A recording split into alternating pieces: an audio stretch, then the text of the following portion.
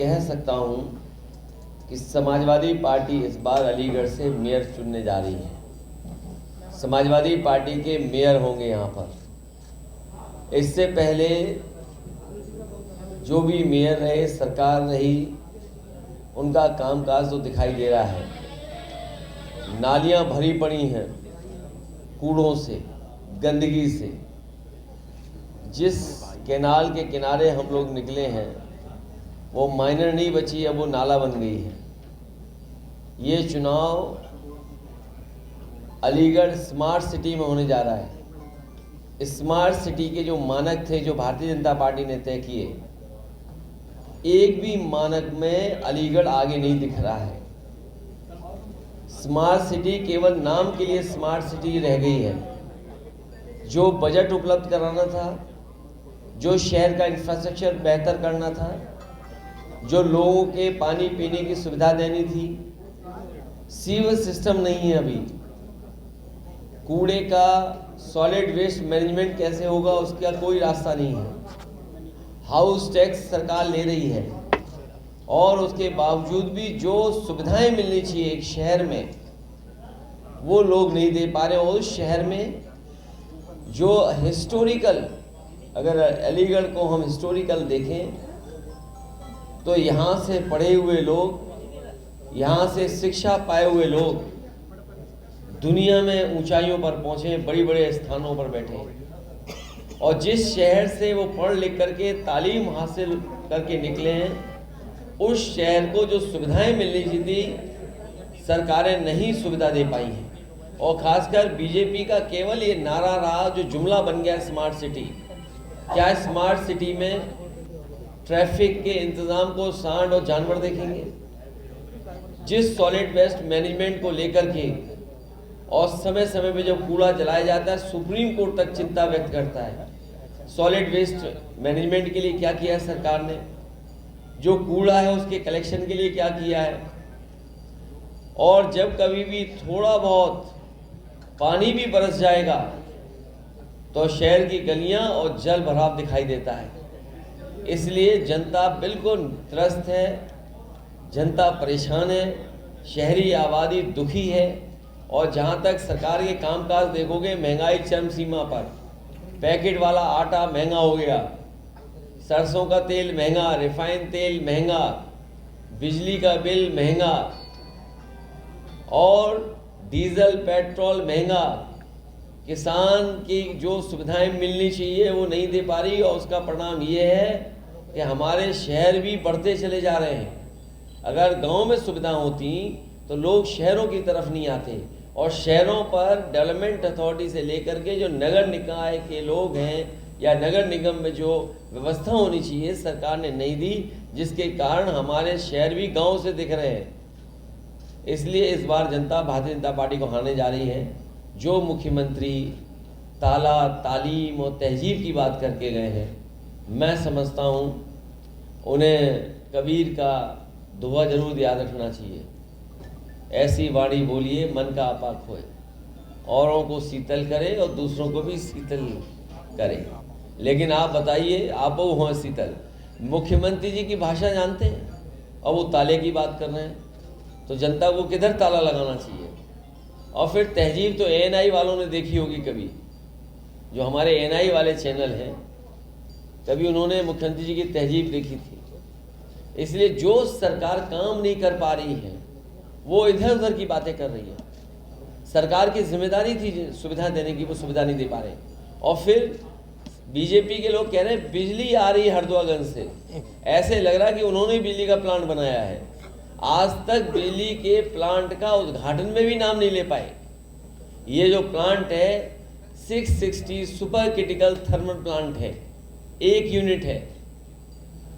आपने मुख्यमंत्री जी का भाषण सुना होगा, नहीं सुना हो तो दोबारा सुन लेना। क्या कह रहे हैं? बिजली आ रही है हरदोआगंज से। कौन नहीं जानता हरदोआगंज से कब से बिजली आ रही है? कोई आज से बिजली आ रही है हरदोआगंज से? लेकिन ये सरकार बताए कि बिजली का एक भी कारखाना लगाया हो तो बताएं। और जो समाजवादी सरकार में लगा भी था बिजली का कारखाना, उससे बनने वाली बिजली को भी महंगे रेट पे खरीदने दे रहे हैं। इसलिए इस शहर ने और इस शहर के लोगों की एक अपनी अलग पहचान है। इनकी शिक्षा की वजह से पहचान है, गंगा जमुनी तहजीब की वजह से पहचान है। यहाँ पर पढ़ने वाले जो मिली जुली तहजीब के साथ आपस में मिलकर के रहते हैं, वो पहचान है। यहाँ के अलीगढ़ के लोगों ने जहाँ कहीं भी गए होंगे शिक्षा दी है या ऊंचे स्थान पर रह कर के सेवा की है समाज की। हमें उम्मीद है कि इस बार अलीगढ़ की जनता ज़मीरुल्लाह साहब को समाजवादी पार्टी के प्रत्याशी को जिता करके मेयर बना करके इस क्षेत्र के विकास को आगे बढ़ाएंगे। अगले रोड शो में देखने को मिला कुछ कार्यकर्ता बुलडोजर पर ही सवार हो गए। मैं अभी कर्नाटक में गया था तो वहाँ भी जेसीबी मशीन से फूल बरसाए जा रहे थे। अलीगढ़ में ही भी देखा मैंने से फूल बरसा रहे थे। यही फ़र्क है समाजवादी पार्टी और भारतीय जनता पार्टी में। भारतीय जनता पार्टी बनाने में विश्वास नहीं करती, कोई चीज़ ठीक करने के में विश्वास नहीं करती है। भारतीय जनता पार्टी तोड़फोड़ करना, लोगों के बीच में नफरत पैदा करना, खाई पैदा करना और भाषा ऐसी इस्तेमाल करते हैं जिसकी आप कल्पना नहीं कर सकते। और लोकतंत्र में भारत में अभी तक इतना बड़ा झूठ और लगातार झूठ कोई नहीं बोला जितना भारतीय जनता पार्टी बोली। और ये सब अपनी बुराइयां छिपाने के लिए, कभी लोगों को धमकाने के लिए नक्शा इसीलिए देखते हैं। और मैं ये कह के जा रहा हूँ आपसे, और आप जानकारी कर लेना, सबसे ज़्यादा इलीगल काम कोई आज कर रहा है तो वो भारतीय जनता पार्टी के लोग हैं। अभी जीएसटी के छापे पड़े होंगे, जीएसटी के छापे केवल चिन्हित करके कि किसके यहाँ छापा मारना है, और छापे में अलग से जीएसटी ले गए वो लोग। जो जीएसटी लेनी थी वो नहीं, अलग से जीएसटी ले गए।